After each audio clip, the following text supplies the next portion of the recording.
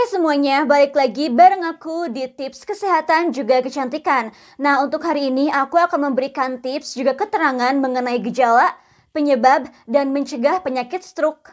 Stroke merupakan kondisi yang terjadi ketika pasokan darah ke otak mengalami gangguan atau berkurang akibat penyumbatan, yakni bisa disebut dengan stroke iskemik atau pecahnya pembuluh darah yaitu stroke hemoragik. Tanpa adanya pasokan darah, otak tidak mendapatkan asupan oksigen dan nutrisi. Nah, sehingga sel-sel pada area sebagian otak itu akan mati. Nah, hal ini menyebabkan bagian tubuh yang dikendalikan oleh area otak yang rusak tidak dapat berfungsi dengan baik. Stroke merupakan kondisi gawat darurat yang memang perlu ditangani secepatnya, karena sel otak akan mati hanya dalam hitungan menit. Oke, sekarang kita akan masuk pada bagian penyebab dari penyakit stroke. Bisa disebabkan karena adanya yang disebut dengan stroke iskemik, yakni dapat terjadi ketika pembuluh darah arteri yang membawa darah dan oksigen ke otak mengalami penyempitan, sehingga menyebabkan aliran darah menuju ke otak sangat berkurang. Nah, kondisi ini disebut juga dengan iskemia. Untuk stroke iskemik juga terbagi menjadi dua, yakni stroke trombotik dan juga stroke embolik. Nah, selanjutnya dikarenakan adanya stroke hemoragik. Stroke hemoragik yakni ketika pembuluh darah di otak pecah, sehingga hal ini dapat menyebabkan perdarahan. Perdarahan di otak dapat dipicu oleh beberapa kondisi yang mempengaruhi pembuluh darah. Misalnya seperti hipertensi yang tidak terkendali, dinding pembuluh darah yang lemah, dan tentu saja sedang menjalani pengobatan dengan pengencer darah. Nah, untuk stroke hemoragik juga terbagi lagi menjadi dua jenis, yaitu perdarahan intracerebral dan yang kedua yaitu subarachnoid.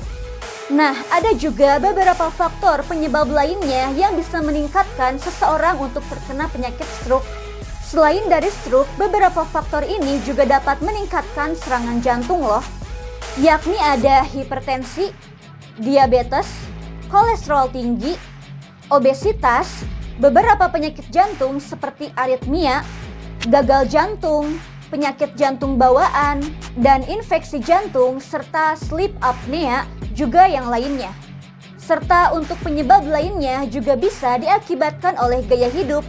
Yang pertama seperti merokok, mengkonsumsi alkohol, kurangnya berolahraga ataupun aktivitas fisik, serta mengkonsumsi obat-obatan terlarang. Juga yang lainnya bisa disebabkan oleh faktor keturunan, faktor usia, dan juga efek dari benturan ketika terjatuh, yang dimana merupakan benturan yang mengenai saraf di bagian kepala, atau dapat mengenai bagian saraf-saraf tertentu. Nah, sekarang kita akan masuk pada bagian dari gejala penyakit stroke. Harus diketahui ya, setiap bagian otak bertugas untuk mengendalikan bagian tubuh yang berbeda. Sehingga gejala stroke bergantung pada bagian otak yang terserang dan tingkat kerusakannya. Dan karena itulah gejala stroke dapat bervariasi pada setiap pengidapnya. Biasanya stroke dapat terjadi secara mendadak, tapi ada beberapa gejala yang biasanya mudah dikenali. Yang pertama yaitu salah satu sisi wajah akan tampak lebih turun dan pengidap tidak akan mampu untuk tersenyum, dikarenakan mata ataupun mulut dapat terkulai. Kedua, pengidapnya tidak bisa mengangkat salah satu lengan karena terasa lemas atau mati rasa. Serta tungkai yang berada pada sisi yang sama dengan lengan juga mengalami kelemahan. Ketiga, pengucapan kata atau ketika berbicara menjadi terasa tidak jelas. Entah itu menjadi kacau atau bahkan tidak mampu sama sekali untuk berbicara. Meski di mana pengidapnya itu terlihat sadar ya. Serta untuk gejala stroke yang lainnya bisa meliputi sakit kepala yang hebat, yang datang secara tiba-tiba yang disertai dengan kaku pada leher, dan pusing seperti berputar-putar atau vertigo. Mengalami penurunan kesadaran, mual, muntah, sakit menelan atau disfagia, yang sehingga di mana menyebabkan tersedak. Mengalami gangguan pada keseimbangan dan koordinasi, mengalami hilang penglihatan secara tiba-tiba atau bahkan penglihatan ganda, kesulitan memahami ataupun mengartikan maksud seseorang, kesulitan menulis, masalah saraf ataupun merasakan kesemutan pada salah satu sisi bagian tubuh, juga perubahan pada indera perasa dan sentuhan. Oke, selanjutnya adalah masuk ke bagian pengobatan stroke. Pengobatan khusus akan diberikan pada pengidap stroke bergantung pada jenis stroke yang dialaminya, yang dimana bisa mengarah pada stroke iskemik ataupun juga stroke hemoragik, serta pengobatan pada TIA atau TIA. Nah, selain itu, dokter juga akan bertanya tentang riwayat keluarga yang pernah terjangkit stroke. Juga akan bertanya tentang gejala awal yang dialami. Adakah obat-obatan yang sedang dikonsumsi ataupun rutin dikonsumsi? Pernahkah mengalami cedera ataupun benturan di bagian kepala? Juga tentu akan memeriksa riwayat penyakit lainnya. Serta juga akan melakukan beberapa pemeriksaan fisik serta pemeriksaan penunjang lainnya, yang dimana seperti tes darah, CT scan, MRI, elektrokardiografi, ekokardiografi, dan yang lainnya. Dan jika dirasa sudah sangat parah, maka dokter akan melakukan penanganan medis lain, seperti di mana pengobatan fisik atau terapi, perawatan inap di rumah sakit, bahkan juga sampai melakukan prosedur operasi. Hal itu bergantung ya pada gejala, penyebab, dan tingkat keparahannya tentu saja.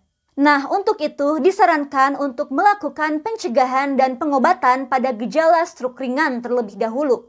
Jangan pernah menyepelekan stroke ringan atau TIA yang disebut TIA, karena hal itu dapat menjadi awal dari pertanda stroke. Stroke ringan atau TIA dapat terjadi secara tiba-tiba dan akan berlangsung selama beberapa menit, juga akan hilang dengan sendirinya. Bisa dalam beberapa menit, bahkan juga dalam beberapa jam.